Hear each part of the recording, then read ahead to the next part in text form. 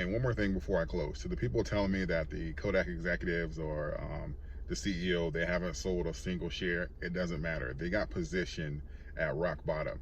So it doesn't matter if they haven't sold a share yet. I probably wouldn't have either if I had gotten shares at rock bottom, especially with it being all over the news like that. That'll just raise even more red flags. But the fact of the matter is they got in position to make a huge profit and are still in position to take huge gains. So do I believe there was insider trading at Kodak? I do, and I also believe that it's obvious.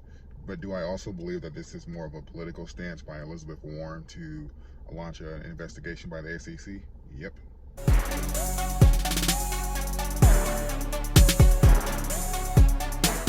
So I've made a couple of videos on Kodak, but if this is the first one you're seeing, just so you know, last week, prior to the loan announcement of the Trump administration, Kodak stock soared about 26% the day before. The following 48 hours, Kodak stock soared over 2,100%.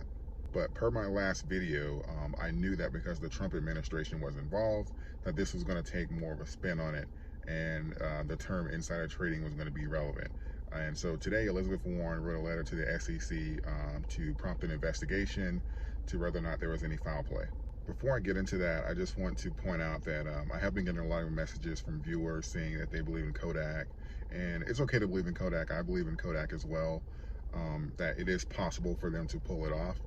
But due to the nature of the things that's going around, I know that this is going to be a long-term play. A, because Kodak has to make a very serious transition, and B, I know this is going to get drug into the political arena as well.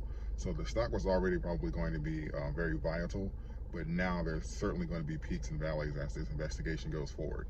I really just didn't want people to get caught up as far as buying with the hype, because this stock is going to crash and will pretty much do the pump and dump, but it's going to do it at very high speeds. And if you don't have insurance, you're going to get caught holding the bag.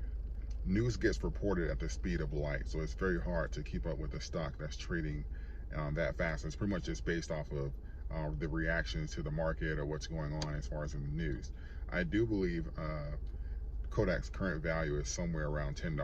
So I do believe that we're going to see a slight decline from where it is now. At the time of this video, it's around 15. Okay, back to Elizabeth Warren. The reason I said this is political is because even again in my last video, I said this has happened several times throughout this year, and it's obvious when it happens. Like the CEOs, the executives, they get these major stock options or major stocks like less than 2 days, and then they'll file for bankruptcy, or either they'll sell their stocks, right before they file for bankruptcy. And in this case, they're buying stocks right, pretty much at a rock bottom, and then their stocks are going up. Like it's obvious when a company does insider trading, especially a major one like this. But because the Trump administration is involved, I know this is going to get dragged into the political arena. Investors, I believe, are going to be betting against and for this stock, like via options. So again, this stock is going to be very volatile. So if you are planning to invest in Kodak, I would do it for the long term if you don't have the money to purchase options or insurance for your stock.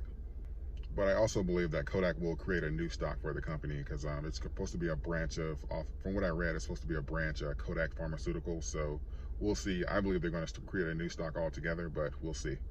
But as far as the SEC goes, this investigation shouldn't, if they want it to be really picky, this investigation could be over in 24 hours. But again, this has happened so many times, and I'll be tracking this because I'm not sure which way it's going to go, and of course I'll report back. But I'm really going to follow this closely, because I want to see how this is going to play out, because it's obvious to prove when a company is doing such things, but I really want to see how this is going to play out as far as with funding, with the Trump administration, and how this is going to spin in the political arena. And one more thing before I close, to the people telling me that the